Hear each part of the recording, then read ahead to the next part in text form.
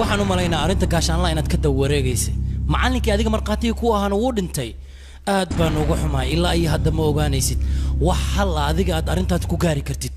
waxa ku yaala iska boolo xoofteen aniga maarta inaad ogaato qofkaan ahay adiga waan ku aqaanaa qofka tahay aabaha magaciisa waxa la sunan hooyadan waxa la kalyani walaashaadana waxa la lakshmi waxaad wax ku baratay kaniisad sidoo kale xaaskaaga adigna waa kala tagteen wax walban waan ogay aabahaagu wuxuu ka shaqeeyaa dukaan qudaarta lagu iibsho xaafadda meesha ka degantaa ku sheegay gurigiina waa 8 mitir dhulka aad degantiin waa 78 mitir square hindi waxaan ku soo qarash garay hanti dhan 1 milyan marka adiga ma waxaad rabtaa hantidaas inaad joojiso mala socotaa gurigiina meesha uu ku iyo waxa aad adiga haysato iyo kiiska aad dabagalayso intaba agteeda aniga muhiimka ma aha balse waxaad u malaysaa waxaan aniga gubayo oo meesha aan keenay waxaasi aniga waxaan ku raadsadaa oo kaliya hanti marka maskaxdaada ku hayso studio Fantasy